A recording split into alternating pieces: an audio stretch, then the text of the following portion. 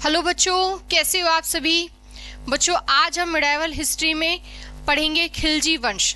तो दिल्ली सल्तनत की हमने जो गुलाम डायनेस्टी थी, स्लेव डायनेस्टी, जिसे इलवरी डायनेस्टी भी कहा जाता है और ममलूक डायनेस्टी भी कहा जाता है, वो हमने लास्ट क्लास में खत्म कर लिया था।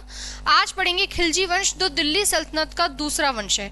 तो सबसे पहले तो दिल्ली सल्तनत में कितने वंश हैं मैंने आपको बताए थे, तो टोटल कितने हैं? 5। पहला स्लेव डायनेस्टी है, दूसरा खिलजी डायनेस्टी, तीसरा तुगलक डायनेस्टी, चौथा सैयद डायनेस्टी और पांचवा लोदी डायनेस्टी। अब इन्हें याद भी इसी सीक्वेंस में करना है, क्योंकि पेपर में सवाल आता है ऑप्शन में इन 5 में से कोई सी भी 3 या 4 दे देगा और एरो लगा के आगे पीछे कर देगा।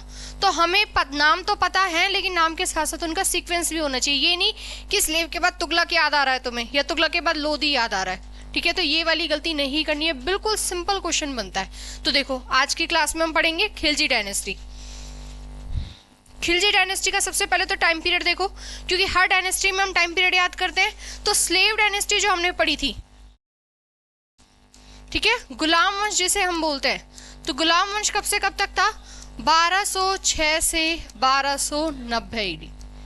ठीक है, ये तो पहली थी हमारी। दूसरी डायनेस्टी हमारी क्या है? खिलजी डायनेस्टी, जो 1290 से लेकर 1320 है। तो ये तो लगभग कितने साल है? 84। ये लगभग कितने साल है? 30। तो ना ऐसे साल भी याद रखना भाई, 30 वर्ष। कई बार पेपर में ऐसा होता है वर्ष पूछ लेता है, ये नहीं पूछता कब से कब तक है शासन, पूछ लेगा खिलजी वंश ने कितने वर्षों तक शासन करा। तो वहां पेपर में इतनी जल्दी दिमाग नहीं चलेगा कि 1290 और 1320 जोड़ रहे हो तुम, कितने कितने हो गए। तो यहाँ पर कितने साल? 84 साल। यहाँ लगभग कितने साल का शासन हो गया? 30 वर्षों का। अब इसमें हमें बेसिकली वैसे हमें एक ही नाम पढ़ना होता है पूरा डिटेल में, अलाउद्दीन खिलजी। ठीक है, तो जलालुद्दीन खिलजी इसका फाउंडर है भाई। सबसे पहले तो फाउंडर देखो, खिलजी वंश का फाउंडर कौन है? जलालुद्दीन खिलजी। लेकिन ये इसका रियल नेम थोड़ी ना होता है, इसका नाम क्या होता है? मलिक फिरोज खिलजी। क्या नाम होता है?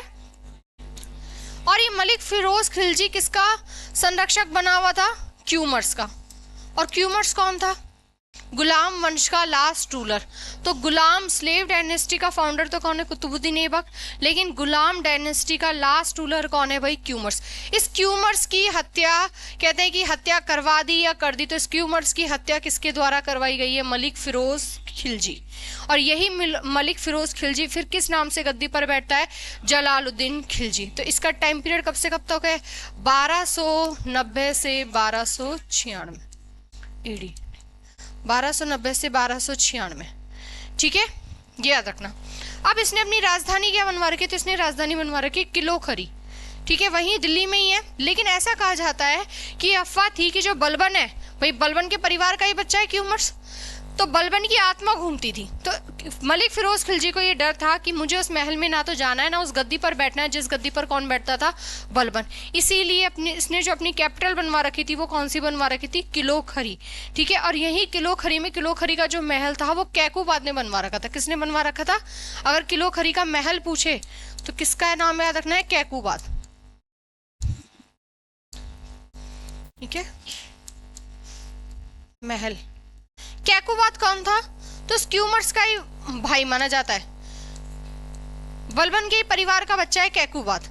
ठीक है, क्यूमर से जस्ट पहले होता है। ठीक है, तो बलबन के बाद कैकूबाद आता है, कैकूबाद के बाद आता है कौन? क्यूमर्स। तो ये जो किलोखरी का जो महल है वो किसने बनवा रखा था? कैकूबाद ने। तो इसी में क्या राजधानी, अब इसकी राजधानी का नाम अलग है, इसलिए पेपर में यहाँ से सवाल आता है। क्योंकि देखो, जो स्लेव डायनेस्टी जब शुरू होती है तो कुतुबुद्दीन ऐबक ने जो राजधानी बनवा रखी थी वो क्या बनवा रखी थी? लाहौर, इसलिए उसका सवाल आता है। फिर लाहौर से कैपिटल दिल्ली कौन लेकर गया? इल्तुतमिश, इसलिए इल्तुतमिश की कैपिटल पूछ सकता है। उसके बाद हम जितने भी रूलर पढ़ते हैं उन सबकी कैपिटल क्या थी? दिल्ली थी, तो इसलिए उनकी कैपिटल नहीं पूछता। लेकिन जलालुद्दीन खिलजी की जो कैपिटल है वो अलग है। ठीक है, वो कैपिटल क्या है? किलोखरी है, तो नाम अलग है, दिल्ली नहीं है। इसलिए इसका सवाल पूछा जाता है कि जलालुद्दीन खिलजी के समय कैपिटल क्या थी? तो क्या थी? किलोखरी। अब जलालुद्दीन खिलजी के साथ ऐसा हुआ कि इसके साथ जो 2 व्यक्ति थे वो इसको धोखा देकर रणथंबोर चले गए। रणथंबोर पड़ता है राजस्थान में। कहाँ पड़ता है? और उस समय रणथंबोर का रूलर कौन था? हम्मीर देव। और उन्होंने जाकर शरण ले ली हमीर देव के पास। अब जब जलालुद्दीन खिलजी ने बोला कि तुम्हारे पास जो विद्रोही आ रखे हैं उन्होंने मुझे धोखा दे रखा है, तुम इन्हें छोड़ दो, लेकिन हमीर देव ने बोला कि मैं उन्हें वचन दे चुका हूं कि मैं उनकी क्या करूंगा, रक्षा।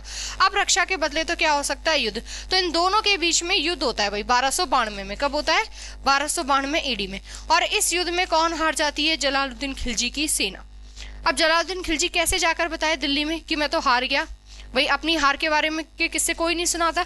तो जलालुद्दीन खिलजी कहता है कि जो रणथंभौर का जो किला था, ऐसे 10 किलो को, बोला ये तो एक किला था, ऐसे 10 किलो को मैं मुसलमान के एक बाल के बराबर भी नहीं समझता, इसलिए मैं उनको क्या करके आ गया, छोड़ के आ गया। ये नहीं बताया उसने कि मैं वहां से हार के आ गया। ठीक है, तो ये याद रखना, जलालुद्दीन खिलजी किससे हारा हुआ है भाई, रणथंभौर का रूलर कौन है, हमीर देव। ठीक है, अब जलालुद्दीन खिलजी के बारे में हमें बस एक और मेन पॉइंट याद रखना होता है कि इसने एक नया डिपार्टमेंट बनवा रखा है, और नया डिपार्टमेंट कौन सा, दीवाने वकूफ। ठीक है, इसको सही कर लेना भाई, दीवाने वकूफ।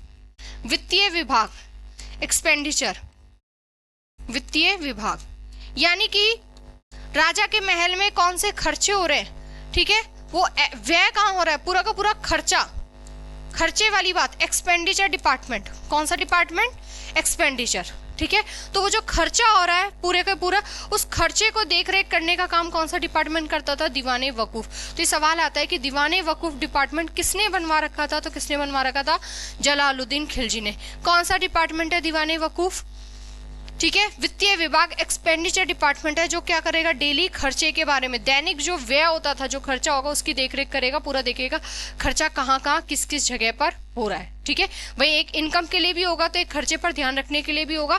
तो जलालुद्दीन खिलजी के बारे में बेसिकली 2 सवाल बनते हैं जो पेपर में सबसे ज्यादा पूछे जाते हैं। एक तो किलो खरी पूछता है कि जलालुद्दीन खिलजी की कैपिटल क्या थी, ठीक है। एक जो सवाल पूछता है वो दीवाने वकूफ वाला पूछता है। तो अगर जलालुद्दीन खिलजी याद करना है तो ये 2 पॉइंट किसी भी हाल में मत छोड़ के जाना।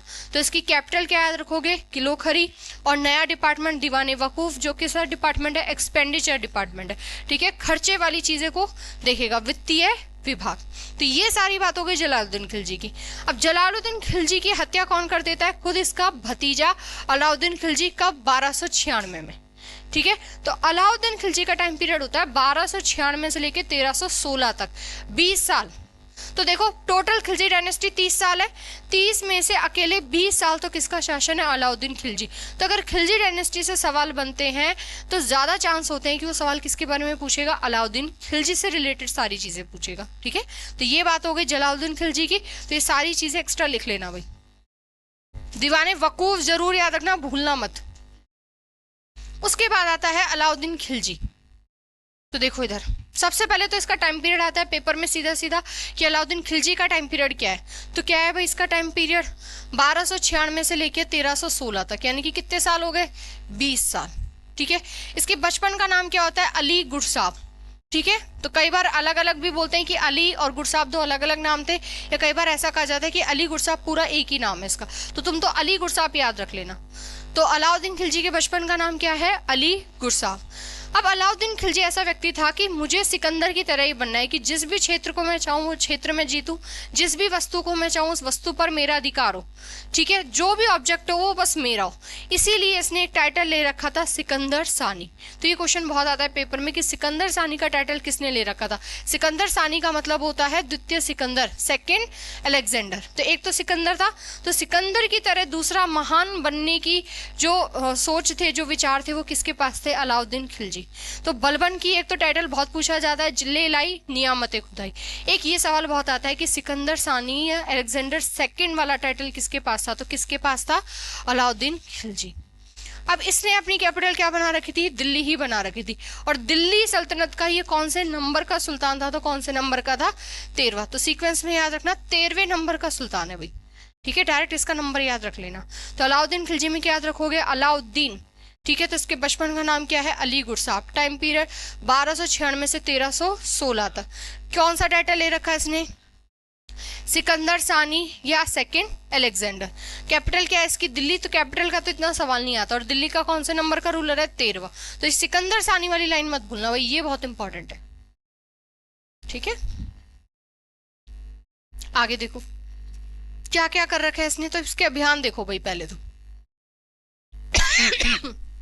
सॉरी, क्या क्या क्षेत्र जीते हैं, तो अलाउद्दीन खिलजी 1296 में गद्दी पर बैठता है दिल्ली में, ठीक है। 1299 में गुजरात के राज्यों पर छापा मारता है ये, ठीक है। बेसिकली इसकी सेना जाती है वहां पर, ठीक है, और इसको अपने कब्जे में कर लेता है। तो गुजरात पर इसका जो अटैक हो रहा है वो कब हो रहा है, याद रखना 1299 में। कब हो रहा है, 1299 में। अब गुजरात से पहले ही जाता है मालवा होते हुए मेवाड़ वाले रास्ते पर, ठीक है। तो ये राजस्थान वाली जगह पर जब नजर मारता है तो वहां पर भी इसकी लड़ाइयां होती है। तो अगर राजस्थान उस समय बहुत पावरफुल हुआ करता था, राजपूतों का था, तो ऐसा कहा जाता था कि नॉर्थ इंडिया में अगर अपना कब्जा, अपना दबदबा बनाना है तो इसका मतलब हमें कौन सी जगहों पर अधिकार करने हैं जो राजस्थान के मेन है। तब इसने शुरुआत करी जैसलमेर से, ठीक है। तो जैसलमेर कब जीता, 1299 में। रणथंभौर में वही हम्मीर देव, जिससे कौन हारा था, जलालुद्दीन खिलजी से, लेकिन बाद में ये जीत जाएगा और हम्मीर देव वहां पर मारा जाएगा, ठीक है। तो रणथंभौर कब जीत रहा है, 1301 में। चित्तौड़ रतन सिंह वाली कहानी पढ़ेंगे अभी, ठीक है। तो चित्तौड़ कब जीत रहा है, 1303 में। मालवा कब जीत रहा है, 1305 में। अब पेपर में ये तीनों ही सवाल पूछे हुए, तो राजस्थान में कम से कम ये 3 जगह तो जरूर याद रखना जो अलाउद्दीन खिलजी ने जीती है।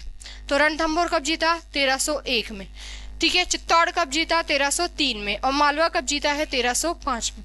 सिवाना कब जीता, 1308 में। और जालोर कब जीता, 1300। अब ये उस समय की वो सारी पावरफुल जगह थी जो राजस्थान में थी, तो इसने वो सारी जगहों को क्या कर लिया, जीत लिया।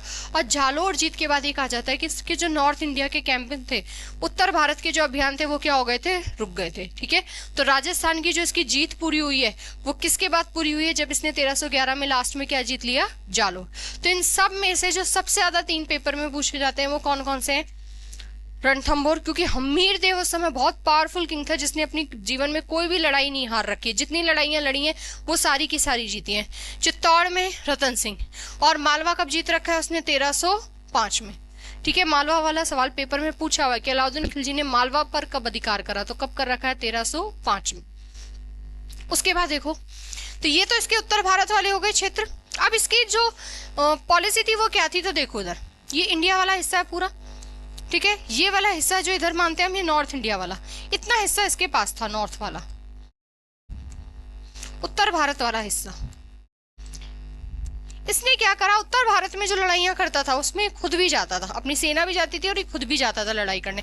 तो उत्तर भारत वाले जो हिस्से थे उनको तो ये जीत के अपने साम्राज्य में मिला लेता था, अपना एम्पायर बड़ा कर लिया इसने धीरे धीरे।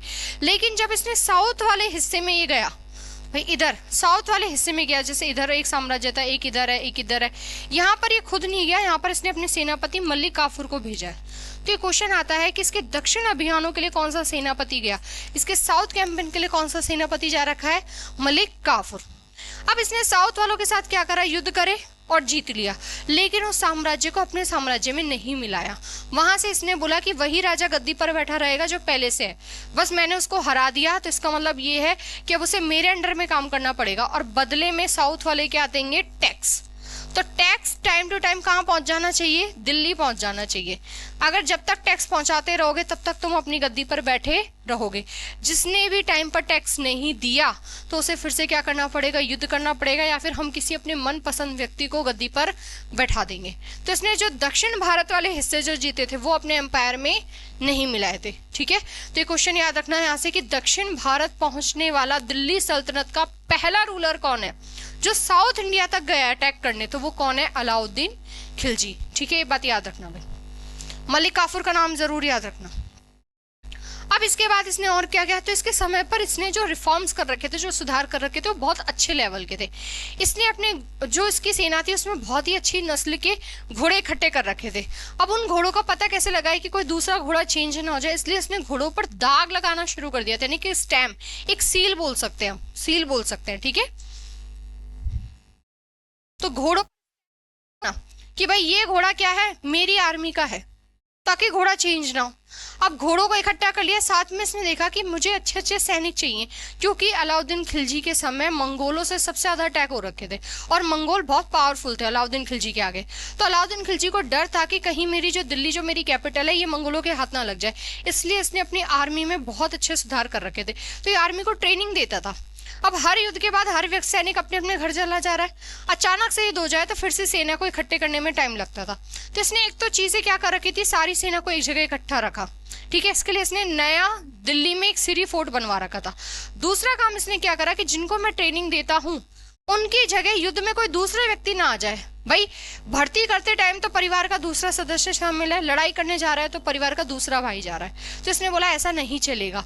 उन व्यक्तियों के चेहरे पे या उनका हुलिया लिखवाना शुरू कर दिया कि उन्होंने, उनकी कद काठी कितनी है, हाइट कितनी है, उनकी हेल्थ कितनी है, उनका वेट कितना है, कोई बर्थ मार्क, कोई जन्म के समय से कोई निशान तो नहीं है, ताकि जब फिर से युद्ध के लिए सेना इकट्ठी हो सके तो चेक हो कि ये वही व्यक्ति है जिसको ट्रेनिंग दी गई है। तो चेहरा यानी कि हुलिया, तो सैनिकों का हुलिया लिखवाना किसने शुरू करा? अलाउद्दीन खिलजी ने, ये बात याद रखना। और घोड़ों को दागना भी किसने शुरू करा? अलाउद्दीन खिलजी। तो बहुत अच्छे काम कर रखे हैं इसने, ठीक है। अब हम पढ़ेंगे कि अलाउद्दीन खिलजी ने क्या क्या बनवा रखा है भाई। तो सबसे पहले जो ज्यादातर सवाल आता है, अलाउद्दीन, अला से याद रख लेना, इसने क्या बना रखा है? अलाई दरवाजा। कौन सा दरवाजा? अलाई दरवाजा। कब का बनवा रखा है? 1311, ये भी सवाल आता है पेपर में। और कुतुब मीनार परिसर में है ये। तो कुतुब मीनार का जो मेन डोर है, मुख्य द्वार है, वही कौन सा दरवाजा है? अलाई दरवाजा।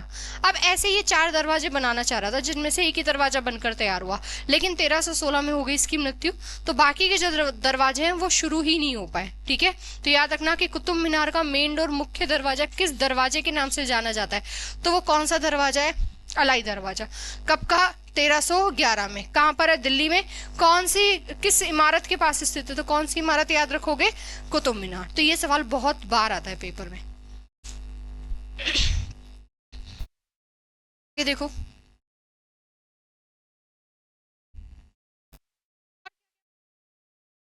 मंगोलों के अटैक से बचने के लिए, अपनी दिल्ली जो इसकी राजधानी है उसको सुरक्षित रखने के लिए सारी सेना इकट्ठी होनी चाहिए, ताकि एकदम से अटैक हो तो सेना भी तैयार हो।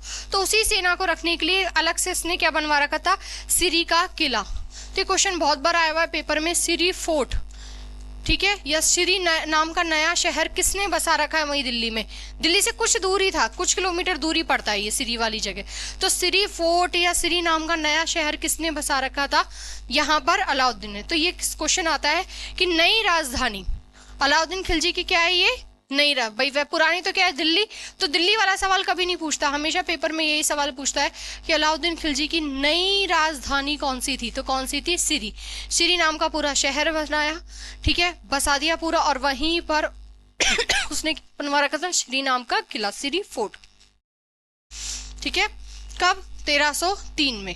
किससे अटैक बचने के लिए? तो याद रखना, मंगोलों के सबसे ज्यादा अटैक भी किसके समय हो रखे हैं?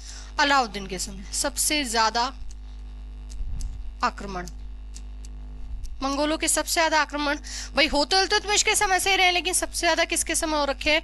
अलाउद्दीन, ठीक है, अलाउद्दीन खिलजी। उसके बाद दिल्ली में ही पानी की आपूर्ति के लिए, भाई पानी तो चाहिए, तो एक वाटर रिजर्वर बनाया इसने, एक जलाशय बनाया, एक बड़ा टैंक, जिसे किस नाम से जाना जाता है? हौजे खास या हौजे अलाई। तो देखो, एक हमने पढ़ा था हौजे शमशी, वो भी वाटर रिजर्वर था, लेकिन वो किसने बनवा रखा था? शमशी। तो इल्तुतमिश ने बनवा रखा। शमशी में लास्ट में ई आ रहा है, तो या ई से याद रख लेना, शमशी इल्तुतमिश। हौजे खास बोल दो, खास, तो हर खास चीज किसको पसंद है? अलाउद्दीन खिलजी। तो हौजे खास किसने बनवा रखा है? अलाउद्दीन खिलजी ने। और हौजे अलाई आ जाए तो अलाई से, तो अला से तो पहचान लेना किसने बनवा रखा है? अलाउद्दीन ने। तो हौजे खास बोल दो या हौजे अलाई, जो एक वाटर रिजर्वर था, एक कोई इमारत नहीं है ये भी याद रखना कि हौजे खास कोई इमारत नहीं है, कोई बिल्डिंग नहीं है, वाटर रिजर्वर है, पानी का जलाशय है। ये किसने बनवा रखा है? अलाउद्दीन खिलजी ने। जबकि हौज ए शमशी, दोनों नाम एक जैसे हैं, हौज ए शमशी वो भी एक वाटर रिजर्वर दिल्ली में ही है, वो किसने बनवा रखा है? इल्तुतमिश ने, ठीक है। उसके बाद कुतुब मीनार से ही चाहता था कि मैं भी ऊंची दोगुनी मीनार है वो बनवाऊं, तो अलाई मीनार, हालांकि ये पूरी नहीं होती है, तो ठीक है। तो ये भी याद रखना कि दिल्ली में अलाई मीनार बनवाने का काम भी किसने शुरू कर रखा है? अलाउद्दीन खिलजी ने। अलाई दरवाजा बनकर पूरा हो गया था एक, इसलिए उसके पेपर में बहुत सवाल आते हैं, ठीक है। उसके बाद इसने दिल्ली के महरौली में स्थित पूरी तरह से इस्लामिक रूप से, क्योंकि इससे पहले जितनी भी चीजें बनती थी वो इंडो इस्लामिक से बनती है। कुतुब मीनार किसमें बनी हुई है? इंडो इस्लामिक में। इंडो इस्लामिक यानी कि उसमें इस्लामिक स्टाइल भी है और उसमें इंडियन स्टाइल भी है, लेकिन पूरी तरह से इस्लामिक स्टाइल से, जिसमें इंडियन कुछ भी चीजें शामिल नहीं है, वैसी बनने वाली पहली मस्जिद कौन सी बनवा रखी इसने दिल्ली में? जमात खाना मस्जिद। तो जमात खाना मस्जिद जो दिल्ली में स्थित है, जो पूरी तरह से इस्लामिक स्टाइल में है, वो भी किसने बनवा रखी है? अलाउद्दीन खिलजी ने, ठीक है। तो ये हौजे खास वाला सवाल भी कई बार आया हुआ। सिरी का किला,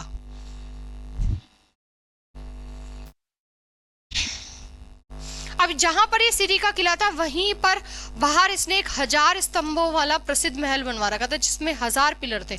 1000 कॉलम्स बोल दो या 1000 पिलर बोल दो, ठीक है। इसीलिए यहाँ से सवाल आता है कि 1000 खंबा महल, ठीक है, जिसमें 1000 पिलर स्थित है, ऐसा ही किसने महल बना रखा था वहीं सिरी, कहाँ, दिल्ली में, ठीक है।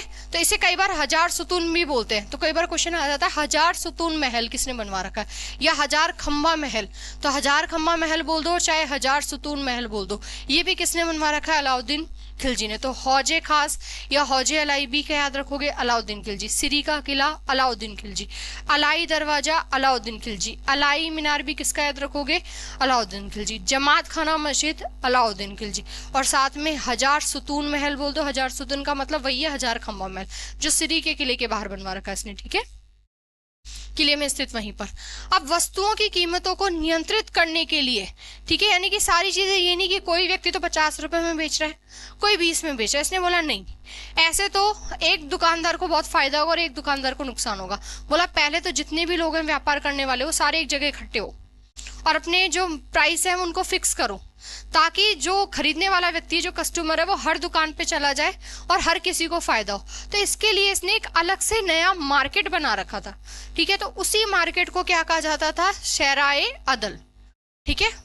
कई बार पेपर में इस तरह से लिखा आ जाता है सराय अदल, तो एक ही बात है ये, शराय अदल बोल दो चाहे शराय अदल। तो वस्तुओं की कीमतों को नियंत्रित करने के लिए, प्राइस कंट्रोल करने के लिए इसने एक नया मार्केट बना रखा था, जो किस नाम से जाना जाता था, शराय।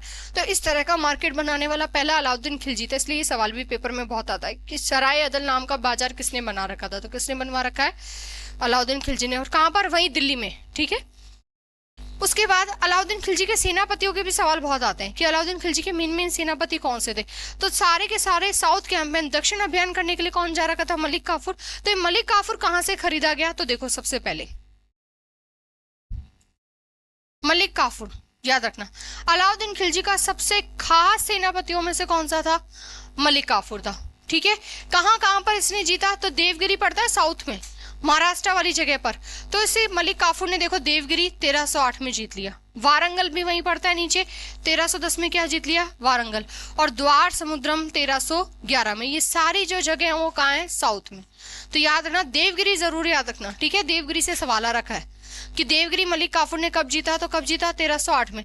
या देवगिरी किस दिल्ली सल्तनत के किस शासक के समय शामिल हुआ, क्योंकि जलालुद्दीन खिलजी तक सारी चीजें नॉर्थ में चल रही हैं। साउथ में सबसे पहले अटैक करने वाला, सबसे पहले पहुंचने वाला, खुद जब जलालुद्दीन खिलजी सुल्तान बना हुआ था तब अलाउद्दीन खिलजी सबसे पहले देवगिरी पर अटैक करने गया था, ठीक है। देवगिरी की राजकुमारी को उठा के लेकर आ गया था वहां से। तो देवगिरी पर सबसे पहले अटैक करने वाला कौन था, अलाउद्दीन खिलजी, और बाद में वापस देवगिरी को कौन जीतता है, मलिक काफूर। तो अलाउद्दीन खिलजी का सबसे खास सेनापतियों में से कौन था, मलिक काफूर। इसने क्या जीत रखा है, देवगिरी को 1308 में, वारंगल कब जीता, 1310 में, और द्वार समुद्रम कब जीत रखा है, 1311। तो पेपर में देवगिरी जरूर याद रखना भाई, ठीक है। तो दक्षिण में पहुंचने वाला पहला कौन है, अलाउद्दीन खिलजी। दक्षिण में पहुंचने वाला पहला शासक, टैक्स लेता था ये वहां से, ठीक है। देवगिरी को अपने एम्पायर में मिलाया नहीं, वहां का जो राजा था रामचंद्र देव, टैक्स लेता था भाई, ठीक है। उसके बाद अगला है उलुग खां, ये भी इसका खास था, और ये कौन था, अलाउद्दीन खिलजी का खुद का भाई था और उसका प्रमुख सेनापति था, ठीक है। गुजरात जो अभियान हुआ रखा है 1299 में वहां, और रणथंबोर जो 1301 में जो अभियान हो रखा है, उन अभियानों में ये क्या था भाई, शामिल था, ठीक है। तो उलुग खां ने क्या क्या जीत रखा, उलुग खां इसके कौन से अभियान में शामिल है। तो क्वेश्चन आता है कि रणथंबोर अभियान में अलाउद्दीन खिलजी का कौन सा सेनापति गया था, इस तरह से भी सवाल पूछता है पेपर में। तो रणथंबोर याद रखना जरूर, ठीक है, क्योंकि रणथंबोर का सवाल पेपर में पूछा हुआ है। रणथंबोर कब, 1301 में। कौन है रणथंबोर का राजा, हम्मीर देव, ठीक है। तो रणथंबोर अभियान में कौन है भाई, उलुग खां शामिल है, ठीक है। दक्षिण की तरफ, सारे की तरफ कौन गया है, एक ही व्यक्ति है, मलिक काफूर, और देवगिरी याद रखना 1308 में। उसके बाद एक और है नुसरत खां, ठीक है। देखो उधर नुसरत खां कौन से अभियान के समय गया था, गुजरात, 1299, और इसी नुसरत खां ने ना मलिक काफूर को खरीदा था। तो क्वेश्चन आता है कि मलिक काफूर को कौन से अभियान के समय खरीदा गया, पहले से शामिल नहीं है ये इसके यहाँ पर, ठीक है। पहले से उलुग खां, नुसरत खां, ये इसके खास व्यक्ति हुआ करते थे। लेकिन नुसरत खां जब गुजरात अभियान को जीतने के लिए जाता है, गुजरात पर अटैक करने जाता है, वहीं पर इसको ये मलिक काफूर दिख जाता है, ठीक है। तो ये मलिक काफूर को वहां से खरीद के लिए आता है। तो याद रखना, मलिक काफूर को कौन से अभियान के समय खरीदा गया? गुजरात। और खरीदने वाला व्यक्ति कौन है? नुसरत खां, ठीक है। लेकिन इस नुसरत खां की डेथ हो गई थी कौन से अभियान में? रणथंभौर। बताओ, अभी अभी पढ़ा है हमने रणथंभौर कब? 1301 में। तो इसका होना रणथंभौर में कौन कौन जा रखा है? उलुग खां भी जा रखा है और नुसरत खां। तो ये क्वेश्चन आता है कि पहली बात तो रणथंभौर में कौन कौन है? उलुग खां और नुसरत खां। डेथ किसकी हो गई रणथंभौर अभियान के समय? नुसरत खां की। ये सवाल पेपर में पूछा है कि अलाउद्दीन खिलजी के कौन से सेनापति की रणथंभौर अभियान के समय मृत्यु हो गई? तो किसकी मृत्यु हो गई? नुसरत खां की, ठीक है। फिर आता है जफर खां। तो मैंने अभी बताया था कि मंगोलों के सबसे ज्यादा अटैक किसके समय हो रखे? अलाउद्दीन खिलजी, ठीक है। तो मंगोलों से लड़ते हुए किसकी डेथ हो रखी है? जफर खां। तो जफर खां भी क्या है? इसका खास व्यक्ति है। तो कौन कौन से याद रखोगे? मलिक काफूर, उलुग खां, नुसरत खां और जफर खां। कम से कम इसके प्रमुख सेनापतियों में से 4 नाम तो याद करने ही करने पड़ेंगे, क्योंकि इन चारों के सवाल पेपर में रिपीट हो रखे हैं। तो मंगोलों से लड़ते हुए किसकी डेथ हो गई बताओ? रणथंभौर में लड़ते हुए किसकी डेथ हो गई? नुसरत खां की, ठीक है। फिर एक और व्यक्ति है कमालुद्दीन गुर्ग, और एक और आता है इसमें अल्प खां, ये भी इसी का ही सेनापति था, ठीक है। तो याद रखना भाई। तो इसके कौन कौन से सेनापति हैं? मेन में 4 नाम तो जरूर याद रखने हैं। मलिक काफूर क्यों याद रखना है? क्योंकि सारे दक्षिण अभियानों में कौन गया है? मलिक काफूर। मलिक काफूर को खरीदा किसने? नुसरत खान ने। कौन से अभियान के समय? गुजरात। फिर उलुग खां इसके साथ है रणथंभौर अभियान में भी, ठीक है। नुसरत खान रणथंभौर अभियान में, रणथंभौर अभियान में क्या हो गया? मर गया। और मंगोलों से लड़ता हुआ कौन सा सेनापति मर गया? ये सवाल भी पेपर में पूछा होता, कौन सा सेनापति मर गया? जफर खां। तो कम से कम बच्चों ये 4 नाम जरूर याद रखने, ये नहीं भूलने तुम्हें किसी भी हाल में। देखो अब इसके अभियान देखते हैं। तो सबसे पहले गुजरात वाला अभियान 1298 से 1299, और यहाँ का शासक कौन होता है? राय कर्ण बघेल, ठीक है। और इसकी पत्नी होती है कमला देवी। बाद में इस कमला देवी से शादी कौन कर लेता है? अलाउद्दीन खिलजी। तो इस अभियान में कौन जा रखा है? नुसरत खां, ठीक है। और इसी अभियान में नुसरत खान ने 1000 दिनार में किसको खरीदा है? मलिक काफूर। इसीलिए मलिक काफूर का दूसरा नाम क्या है? 1000 दिनारी। तो ये क्वेश्चन आता है कि 1000 दिनारी के नाम से किसे जाना जाता है? तो किसे जाना जाता है? मलिक काफूर को। क्यों? क्योंकि इसे 1000 दिनार, जो पैसे थे उसको दिनार बोलते थे उस टाइम पे। तो देखो यहीं से एक शब्द याद रख लेना कि सल्तनत काल में जो सबसे बड़ी जो मुद्रा होती थी एक तरह से वो दिनार होती थी, ठीक है। तो 1000 दिनार में किसको खरीदा गया? यहाँ पर मलिक काफूर को। किसने खरीदा? नुसरत खान ने। कौन से अभियान के समय? गुजरात। दूसरा मेन कौन सा याद रखना होता है हमें? रणथंभौर। रणथंभौर अभियान कब हो रहा है? 1301। और कौन है रणथंभौर में? हमीर देव। और अमीर खुसरो का नाम सुन रखा है? तो इस अभियान में अमीर खुसरो शामिल था, ठीक है, जिसे तूतीय हिंद बोला जाता है या तोता हिंद। अब यहीं से एक सवाल याद रख देना, अमीर खुसरो का नाम आ गया, इसका नाम अमीर खुसरो अलाउद्दीन खिलजी के दरबार में होगा, तभी तो उसके साथ जा रखा है, ऐसे ही तो जा नहीं रखा जी, खुद गया था और अपने साथ किसको ले जा रखा? अमीर खुसरो। तो क्वेश्चन आता है कि अमीर खुसरो किसका दरबारी था, किसका कोर्ट स्कॉलर था? तो किसका था? अलाउद्दीन खिलजी का, ठीक है। और अलाउद्दीन खिलजी ने इसको क्या बोल रखा था? तोता-ए हिंद या तूती-ए हिंद, जिसने भारत में कव्वाली शुरू कर रखी है, गजल शुरू कर रखी है, तबला और सितार बजाना शुरू कर रखा है। ये सब किसने शुरू कर रखा? अमीर खुसरो। तो अभी थोड़ी देर में अमीर खुसरो के बारे में सारी डिटेल वाली चीजें देखेंगे, क्योंकि अमीर खुसरो के सवाल पेपर में बहुत ज्यादा आते हैं। तो ये सवाल आता है कि अमीर खुसरो अलाउद्दीन खिलजी के किस अभियान में शामिल था? तो किस अभियान में था? रणथंभौर। अब राजस्थान में क्या होता है? जौहर वाली प्रक्रिया होती है भाई, अगर पति है वो मर गया तो जितनी भी रानियां होती है मिलके क्या कर लेती है? जौहर। तो सबसे पहले अपनी किताब में जौहर के बारे में बताने वाला भी कौन है? अमीर खुसरो। तो यहीं कहीं याद कर लो इस चीजों को। देखो भाई, हमीर देव है शासक, ये मर गया, इसकी रानी थी रंग देवी, और रंग देवी ने क्या कर लिया? जौहर। और इस अभियान में कौन मारा गया? नुसरत खां। तो सबसे पहले जौहर के बारे में बताने वाला भाई जिसने अपनी आंखों से देखा होगा वही तो अपनी किताब में मेंशन करेगा। तो जौहर के बारे में बताने वाला व्यक्ति है, बताओ? अमीर खुसरो, ठीक है। अब जौहर भी 2 तरह का होता है वैसे, अगर पानी में कूद गए पानी में कूद के हत्या कर दी तो जल जौहर, ठीक है। और अगर आग में आप अग्निकुंड में कूद रहे हो तो उसे वैसे जौहर, अग्नि जौहर बोलेंगे। अब रानी रंग देवी के पास इतना टाइम नहीं था कि वो पूरा कुंड वगैरह तैयार कर सके, ठीक है। जब भी राजा लड़ने के लिए जाता था और खबर पहले ही मिल जाती थी कि हम हार चुके हैं, तो इतने में रानियां तैयारी कर लेती थी, लेकिन रंग देवी के पास टाइम नहीं था। तो रणथंभौर किले के पीछे ही एक तालाब वगैरह पड़ता था, वहीं पर इन्होंने कूद के क्या दे दी थी, अपनी जान। तो हमें बेसिकली जौहर शब्द याद रखना है, ठीक है। तो जौहर शब्द के बारे में सबसे पहले बताने वाला व्यक्ति कौन है, अमीर खुसरो। क्यों? क्योंकि इसने अपनी आंखों से वो सारी चीजें देखी हुई कि अच्छा इस तरह से घटनाएं होती हैं। तो रणथंभौर अभियान में अलाउद्दीन खिलजी के साथ कौन गया है, अमीर खुसरो। उल्लुक खां भी है, नुसरत खां है। नुसरत खां का नाम ज्यादा याद रखना क्योंकि ये इसमें मर गया, इसलिए सवाल आता है। तो मंगोलों से लड़ता हुआ कौन मर गया, जफर खां। जबकि रणथंभौर अभियान हमीर देवों से लड़ते हुए कौन मर गया, नुसरत खां, ठीक है। और कौन है इसके साथ, अमीर खुसरो। कब हो रखा अभियान, 1301 में। गुजरात अभियान क्यों इंपॉर्टेंट है, क्योंकि इसमें 1000 दिनार में किसको खरीद लिया, मलिक काफूर को। किसने खरीद रखा है, नुसरत खान। और अलाउद्दीन खिलजी को जाकर ये पेश करते हैं और बाद में सबसे खास सेनापति भी कौन बन जाता है, मलिक काफूर। तो इसके दक्षिण अभियानों में सबसे ज्यादा जाने वाला कौन है, मलिक काफूर, ठीक है। तो ये 2 अभियान हो गए। जौहर शब्द जरूर याद रखना। जौहर के बारे में अपनी किताबों में बताने वाला पहला व्यक्ति कौन है, अमीर खुसरो। अमीर खुसरो किसका दरबारी है, तो किसका दरबारी हो गया वो, और अलाउद्दीन खिलजी का, ठीक है। उसके बाद आता है चित्तौड़ अभियान। चित्तौड़ अभियान कब हो रहा है, 1303 में, ठीक है। यहाँ का राजा कौन होता है, रतन सिंह, और रानी कौन होती है, पद्मिनी। अभी सारी कहानियां हमने पढ़ रखी हैं कि वो पद्मिनी के बारे में जाके उनका जो ब्राह्मण होता है वो बता देता है कि बहुत ही नायाब चीज़ है, बहुत सुंदर है, अगर तुम्हारा अधिकार नहीं हुआ तो। लेकिन इसके पीछे एक स्टोरी है।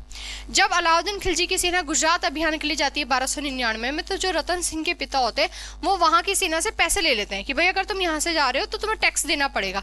तो वास्तव में जो दुश्मनी वाली चीजें शुरू हो गई थी ये गुजरात अभियान से ही शुरू हो गई थी, और बाद में इसका बदला कब पूरा हो रहा है, 1303 में। लेकिन हिस्ट्री में जो चीजें हमें ज्यादा अच्छी लगती है तो हम हमेशा उन्हीं के बारे में ज्यादा पढ़ते हैं। तो याद रखना, चित्तौड़ में राजा कौन है, रतन सिंह, और रानी कौन है, पद्मिनी। और चित्तौड़ को इसने जीत लिया था और अपने बेटे खिज्र खां को सौंप दिया था, ठीक है। तो इसीलिए इसका नाम बदलकर इसने क्या कर दिया था, खिजराबाद। क्या कर दिया था, खिज्र खां या फिर खिज्र खां, इसका बेटा था अलाउद्दीन खिलजी का, ठीक है। तो खिजराबाद कर दिया था। तो सवाल आता है कि चित्तौड़ का नाम बदलकर अलाउद्दीन खिलजी ने क्या कर दिया, बताओ, खिजराबाद, ठीक है। किसको सौंप दिया, अपने बेटे खिज्र खां को, और उसी के नाम पर कर दिया। और ये जो पूरी स्टोरी एक बताई जाती है, तो देखो ये 1303 में हो रहा है। पद्मावत लिखी कब है, 1540 में। इतने सालों बाद जब हम कोई कहानी पूछते हैं तो सीधी सी बात है उसमें बहुत ज्यादा मिर्ची मसाला लगा के वो बात तैयार हो रखी है। भाई आज हमने कोई एक बात किसी दूसरे व्यक्ति को बोली, वो तीसरे को बताएगा तो एक लाइन एक्स्ट्रा जोड़ के बताएगा। ऐसे ही वो बात जब फैलती है कुछ सालों में तो बहुत ज्यादा एक्स्ट्रा लगी हुई होती है, अच्छा वो तो वहां से थी वहां से थी। तो ये पद्मावत है वो 1540 में लिखी हुई है। वास्तव में ये घटना कब की घटित हो रखी है, 1303। तो बहुत डिफरेंस है भाई, बहुत सारी बातें अपनी तरफ से मन गढ़ंत करके। और मलिक मोहम्मद जायसी तो खुद कहता है ये बात कि मैंने जब ये किताब लिखी, अपने भाई कवि हमेशा सच्चाई के हिसाब से चीजें नहीं लिखेगा, उसमें वो सच्चाई तो देखेगा लेकिन उसको अपनी तरह से बना के लिखेगा। तो मलिक मोहम्मद जायसी जब ये किताब लिखता है तो उसको अपनी तरफ से बना के लिखता है, ठीक है। तो क्वेश्चन आता है कि पद्मावत कब की लिखी हुई है, तो पद्मावत बहुत बाद की है। कब की है, तो इसका ईयर याद रखना। लिखने वाला कौन है, मलिक मोहम्मद जायसी, ठीक है। बहुत बाद की लिखी हुई है ये, बताओ 1540, मुगल बादशाह है वहां पर, तब हुमायूं वाला शासन रहता है, उस टाइम पे कोई व्यक्ति लिख रहा है किताबें। उसके बाद देवगिरी याद रखना है, ठीक है। देवगिरी में राजा कौन है, रामचंद्र देव, और साथ में कौन है, मलिक काफूर। तो मलिक काफूर ने सबसे पहले तो देवगिरी पर अधिकार कर ही रखा है, और देवगिरी पर वैसे भी सबसे पहले अलाउद्दीन खिलजी अटैक करके उसको अपने अधिकार में कर चुका था, वहां से टैक्स लेता था ये, ठीक है। तो देवगिरी को कब जीत रहे हैं, 1307 या 1308 में। वहां का राजा कौन है, देवगिरी में रामचंद्र देव। महाराष्ट्र में पड़ती है जगह, कहाँ पड़ती है, महाराष्ट्र में। और कौन है वहां पे, मलिक काफूर। अब मलिक काफूर को बाकी जगह जब लड़ने जाना होता था, वारंगल, ठीक है, द्वार समुद्रम, तो ये साथ में किसको लेता था, अपने रामचंद्र देव। तो यानी कि इसके दक्षिण अभियानों में 2 लोग हमेशा रहते थे, कौन कौन, एक तो मलिक काफूर और एक रामचंद्र देव, ठीक है। तो कौन कौन से बयान याद रखने हैं, गुजरात, क्योंकि उसमें मलिक काफूर को 1000 दिनार में खरीदा गया है, इसलिए उसको 1000 दिनारी कहा जाता है। रणथंभौर अभियान में नुसरत खां मर गया, साथ में अलाउद्दीन खिलजी के कौन जा रखा है, अमीर खुसरो जा रखा है भाई। और अमीर खुसरो जौहर देखेगा, वो सारी चीजों से पता चलेंगे कि अच्छा रानी तो मर गई, जौहर कर लिया। तो जौहर के बारे में बताने वाला भी सबसे पहले कौन है, अमीर खुसरो। किसका दरबारी हो गया, अलाउद्दीन खिलजी का, ठीक है, चित्तौड़ का नाम बदलकर अपने बेटे के नाम पर क्या कर दिया, खिजराबाद। किसको सौंप दिया, अपने बेटे खिजरका को। कौन है, राणा रतन सिंह, और रानी कौन है, पद्मिनी। और इसी पर पूरी स्टोरी बेस किसने लिख रखी है, पद्मावत 1540 में मलिक मोहम्मद जैसी। अब रानी पद्मिनी कोई श्रीलंका की राजकुमारी नहीं थी, चित्तौड़ के आगे ही पड़ता है बीकानेर। ठीक, तो रानी पद्मिनी कहाँ की थी, बीकानेर। पुंगल की राजकुमारी थी, पुंगल। ठीक है, पुंगल की राजकुमारी थी। तो पुंगल जो जगह है वहीं बीकानेर के आसपास पड़ती है, वहीं राजस्थान में पड़ता है बीकानेर। ठीक है, तो वहीं की थी। तो जब रियलिटी है तो वो बहुत अलग है, लेकिन मलिक मोहम्मद जैसे उसे पता नहीं सिंगल द्वीप और कहाँ कहाँ दिखा रहा है। तो सिंगल द्वीप श्रीलंका। तो राणा रतन सिंह राजस्थान छोड़ के श्रीलंका क्या करने जाएगा, और वो भी इतनी दूर। तो कब तो वो जाएगा और कब वो वापस आएगा, तो ऐसा कुछ भी नहीं हुआ था। ठीक है, तो ये बात याद रखना भाई। पद्मावत कब की लिखी हुई है, 1540 में। किसने लिख रखी है, मलिक मोहम्मद जायसी ने। देवगिरी 1307-1308 में जीता हुआ है। देवगिरी का राजा कौन है, रामचंद्र देव। साउथ में कौन गया है, मलिका। मलिक काफूर को किस नाम से जाना जाता है, हजार दिनारी। क्यों, क्योंकि इसको नुसरत खान ने कितने दिनार में खरीद रखा है, 1000 दिनार में। ठीक है, आगे देखो भाई, मेन अभियान पढ़ेंगे हम इसके। ठीक है, वारंगल अभियान। तो वारंगल कब जीता हुआ है, 1309 और 10 में। ठीक है, वारंगल पड़ता है इस वाली जगह पर, इधर जो आंध्र प्रदेश तेलंगाना वाली जगह है ना, वहां पड़ता है ये वारंगल। और यहाँ का राजा कौन था, प्रताप रुद्रदेव। और प्रताप रुद्रदेव ने इस मलिक काफूर को दिया था कोहिनूर हीरा। हैदराबाद बहुत पावरफुल जगह थी।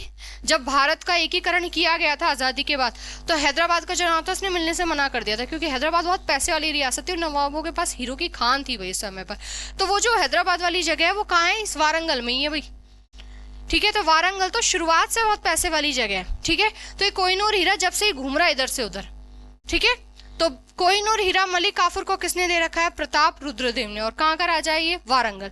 तो ये वारंगल को अपने साम्राज्य में तो मिलाया नहीं, क्योंकि साउथ वाली जगह से थे, सिर्फ क्या लेते थे, टैक्स लेते थे और कीमती चीजें।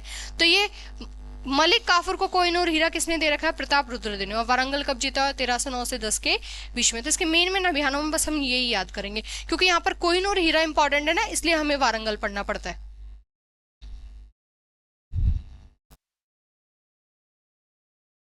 खिलजी ने तो बाजार नियंत्रण प्रणाली, बिल्कुल पूरे मार्केट को कंट्रोल करने के लिए इसने अलग से एक बाजार बना रखा था, शराए अदल।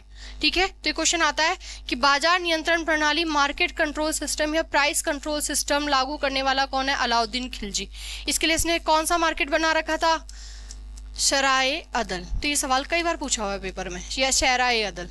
ठीक है, सैनिकों का हुलिया लिखवाना, ठीक है, और घोड़ों को दागना, उन पर स्टैम्प लगवाना, एक निशान लगवाना, वो भी किसने शुरू करवा रखा है, अलाउद्दीन खिलजी ने। 50% टैक्स ले लिया था इसने, कितने परसेंट, लेकिन ये 50% टैक्स ने इसने पूरी जगह नहीं लगा रखा था। इसने देखा जहां से गंगा नदी वाला जो क्षेत्र है, सीधी सी बात है, गंगा नदी वाले क्षेत्र के आसपास वाली जो जगह है वहां खेती बहुत अच्छी होगी।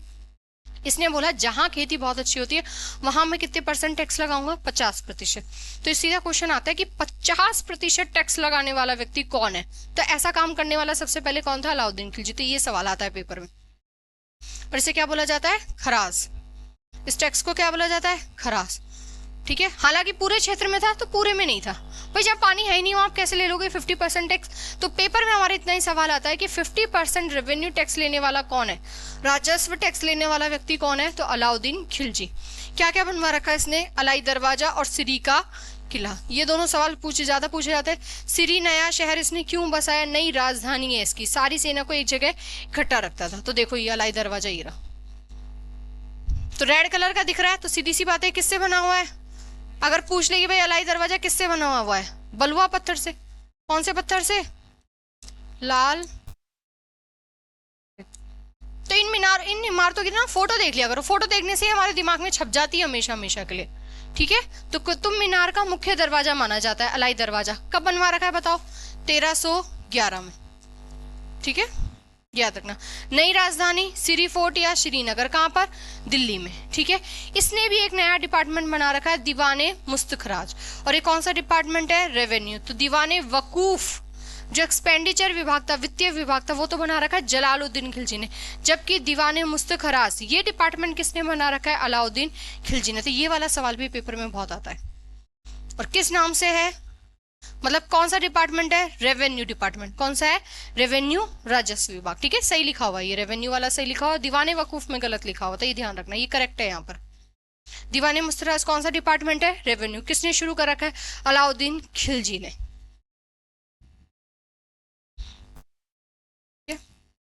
अब देखो इसके बारे में बताने वाला व्यक्ति कौन कौन है, तो अमीर खुसरो, और अमीर खुसरो को क्या कहा जाता है? तूतीये हिंद। ठीक है, और किस नाम, इसकी किताब कौन सी है? खजाइन उल फुतूह। तो ये सवाल भी पेपर में बहुत आ रखा है कि खजाइन उल फुतूह किसकी किताब है, तो किसकी है? अमीर खुसरो। अमीर खुसरो ने अभी बहुत सारी लिखी है, सारी किताबें पढ़ेंगे। खजाइन उल फुतूह से सबसे ज्यादा सवाल क्यों आते हैं, तो सुनो इधर। एक तो अलाउद्दीन खिलजी ने जितने भी दक्षिण अभियान करे उन सबकी कहानी कौन सी किताब में लिखी हुई है? खजाइन उल फुतूह में।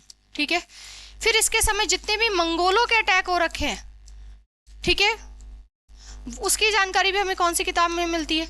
अलाउद्दीन खजाइन उल फुतूह। साथ में जो चित्तौड़ आक्रमण है 1303 का, कौन सा आक्रमण? चित्तौड़। अगर सीधा क्वेश्चन आए कि चित्तौड़ आक्रमण की जानकारी कौन सी किताब में मिलती है, तो कौन सी किताब में मिलती है? अमीर खुसरो की खजाइन उल फुतूह में। अमीर खुसरो को क्या कहा जाता है? तूतीये हिंद। और ये तूतीये हिंद का टाइटल देने वाला भी कौन है? अलाउद्दीन खिलजी है। अलाउद्दीन खिलजी ने ही अमीर खुसरो को कौन सा टाइटल दे रखा है? तूतीये हिंद। ठीक है, या तोता हिंद बोल दो। ठीक है, वो कौन सी किताब है इसकी? किताबें तो बहुत सारी हैं, अभी पढ़ेंगे इसकी मेन मेन किताबें। सबसे मेन जहां से सबसे ज्यादा सवाल पेपर में रिपीट होता है तो कौन सा है? खजाइन उल फुतूह। किस खजाइन उल फुतूह से सवाल क्या बनते हैं? तो इसके जितने भी साउथ कैंपेन है, दक्षिण अभियानों की जानकारी है, वो हमें कौन सी किताब से मिलती है? खजाइन उल फुतूह। मंगोलों के सबसे ज्यादा अटैक अलाउद्दीन खिलजी के समय हो रखे हैं, और मंगोलों से लड़ता हुआ कौन मर गया था? जफर खां। उसकी जानकारी भी किससे मिलती है? खजाइन उल फुतूह से। ठीक है, उसके बाद चित्तौड़ जो 1303 में राणा रतन सिंह है, वो की जानकारी भी किसमें मिलती है? खजाइन उल फुतूह। चित्तौड़ का नाम बदलकर क्या कर दिया था बताओ? खिजराबाद। अपने बेटे खिज्र खां को सौंप दिया था उसने, और चित्तौड़ का नाम ही बदल के क्या कर दिया? खिजराबाद। उसके बाद एक व्यक्ति है जियाउद्दीन बर्नी। ठीक है, जियाउद्दीन बर्नी की किताब है तारीखे फिरोजशाही। हालांकि आगे जब हम तुगलक डायनेस्टी पढ़ेंगे ना, वहां पढ़ेंगे फिरोज शाह तुगलक। तो इस तारीखे फिरोजशाही में फिरोज शाह तुगलक के बारे में भी सारी चीजें लिखी हुई हैं, साथ में अलाउद्दीन खिलजी के बारे में भी लिखी हुई है। तो अलाउद्दीन खिलजी की जानकारी किस किस से मिलती है? अमीर खुसरो की किताब खजाइन उल फुतूह। जियाउद्दीन बर्नी की कौन सी किताब? तारीखे फिरोजशाही। एक बाद में एक यात्री आएगा मोरक्को से, इब्न बतूता, और इस इब्न बतूता की किताब है रहला। क्या नाम है इसकी किताब का? तो ये सवाल भी कई बार पूछा हुआ है, रहला किसकी किताब है? तो रहला किसकी किताब है? Ibn Battuta. इन सारी किताबों से अमीर खुसरो की जानकारी मिलती है हमें, इसलिए हमें ये पढ़ना है। तो कौन कौन सी याद रखोगे? 3। अमीर खुसरो की खजाइन उल फुतूह। अमीर खुसरो का टाइटल कौन सा है? तूतीये हिंद। किसने बोल रखा है इसको तूतीये हिंद? खुद अलाउद्दीन खिलजी ने, तो उसका दरबारी हो गया। ठीक है, जियाउद्दीन बर्नी की कौन सी किताब? तारीखे फिरोजशाही। इब्न बतूता जो मोरक्को से आ रखा है, उसकी किताब कौन सी है? रहला। इन 3 किताबों से बेसिकली हमें किसकी जानकारी मिल रही है? अलाउद्दीन खिलजी। और अलाउद्दीन खिलजी की डेथ कब हो जाती है? 1316। अलाउद्दीन खिलजी के बाद अगला शासक बनता है मुबारक खिलजी। ठीक है, और मुबारक खिलजी के बारे में एक ही सवाल आता है। एक तो ये बहुत शराबी था, बहुत ज्यादा पीता था, और पीने के बाद आदमी अपने आप को क्या बोलेगा कि भाई सुल्तान तो हुई, लेकिन सुल्तान से बड़ा कौन है? खलीफा। तो इसने बोला मैं ही खलीफा हूं। तो यही सवाल आता है कि स्वयं को खलीफा घोषित करने वाला शासक कौन है? सुल्तान तो है ही, गद्दी पर बैठा हुआ है, लेकिन सुल्तान से भी बड़ा क्या? खलीफा। तो अपने आप को खलीफा घोषित करने वाला कौन है? भाई मुबारक खिलजी। ठीक है, उसके बाद आता है मुबारक खिलजी के बाद अगला शासक बनता है नासरुद्दीन खुशबर शाह। कौन बनता है? अलाउद्दीन खिलजी वाला टॉपिक यहाँ खत्म होता है। ठीक है, तो जलालुद्दीन खिलजी, उसके बाद कौन बनता है? अलाउद्दीन खिलजी। अलाउद्दीन खिलजी के बाद कौन बनता है? मुबारक खिलजी। एक ही लाइन याद रखनी है बस, इसने अपने आप को क्या घोषित कर दिया? खलीफा। इसके बाद अगला कौन बनता है? भैया तीसरे नंबर पर हो गया। चौथे नंबर पर कौन हो गया? नासरुद्दीन खुशबर। इसने अपने आप को क्या बताया है कि मैं पैगंबर का सेनापति हूँ। क्या हूँ? बेसिकली इसके लिए कहा जाता है ये पहले हिंदू था, कन्वर्ट हो गया, और मुसलमान में भी कन्वर्ट हुआ। तो अलाउद्दीन खिलजी जितना कट्टर नहीं था, इसने बोला मैं जो पैगंबर मोहम्मद साहब है उनको फॉलो करता हूँ, तो मैं तो क्या हूँ? सुल्तान नहीं हूँ, मैं क्या हूँ? पैगंबर का सेनापति। ठीक है, अब जो इस्लामिक वाले लोग थे उन्होंने इसके समय नारे लगाने शुरू कर दिए कि अगर ये व्यक्ति ज्यादा दिन गद्दी पर रहेगा तो इस्लाम तो खतरे में पड़ जाएगा। ठीक है, क्योंकि ये तो बहुत अच्छी अच्छी बातें कर रहा है, लोग तो ऐसे तो सारे क्या हो जाएंगे? एक हो जाएंगे। तो इसके समय नारे लगते थे इस्लाम खतरे में है। किसमें है? तो क्वेश्चन आता है कि इस्लाम खतरे में है, ये नारा किसके समय लगता था? नासरुद्दीन महमूद। ठीक है, इसने कोई सुल्तान की उपाधि नहीं ले रखी थी, खुद को क्या बता रखा है इसने, पैगंबर का सेनापति, और इसने बोला सुल्तान तो हुई, साथ में मैं क्या हूँ, खलीफा भी हूँ। ठीक है, और बाद में इसकी भी हत्या कर दी जाएगी, किसने, गाजी मलिक ने। और यही गाजी मलिक बाद में किस नाम से गद्दी पर बैठेगा, गयासुद्दीन तुगलक। किस नाम से, तो अगली डायनेस्टी खिलजी के बाद कौन सी आ जाएगी, 1320 में इसकी हत्या हो जाती है, 1320 में। ठीक है, तो याद रखना खिलजी डायनेस्टी का फाउंडर जलालुद्दीन खिलजी। खिलजी डायनेस्टी का लास्ट रूलर, देखो फर्स्ट और लास्ट हमेशा याद रखना। ठीक है, तो लास्ट रूलर कौन है, नासरुद्दीन खुशबरसा। खुशबरसा ने बोला मैं किसका सेनापति हूँ, पैगंबर का। ठीक है, तो ये बहुत अच्छी अच्छी बातें करता था, कन्वर्टेड मुसलमान था, तो इसके समय लोगों ने नारे लगाने शुरू कर दिए इस्लाम खतरे में, और इसकी हत्या किसने कर दी, गाजी मलिक ने। और यही गाजी मलिक किस नाम से गद्दी पर बैठा, गयासुद्दीन तुगलक। तो 1320 से भारत में कौन सी नई डायनेस्टी आ गई, तुगलक डायनेस्टी। ठीक है, तो गाजी मलिक ने किसकी हत्या कर दी, नासरुद्दीन खुशबरसा। ठीक है, तो यहां पर हमारी आज की क्लास में खिलजी डायनेस्टी खत्म होती है। नेक्स्ट क्लास में हम तुगलक डायनेस्टी तो पढ़ेंगे, लेकिन साथ में अभी हमारा अमीर खुसरो वाला टॉपिक बच रहा है। ठीक है, तो अमीर खुसरो की अभी डिटेल पढ़ेंगे कि अमीर खुसरो का जन्म कब हो रखा है, कहाँ से आ रखे हैं, उसकी डेथ कब हो रखी है, कौन कौन सी किताबें। तो ये वाली सारी चीजें हम हमारी अगली तुगलक डायनेस्टी के साथ कंप्लीट करेंगे। ठीक है, तो आज की क्लास में इतना ही। Thank you.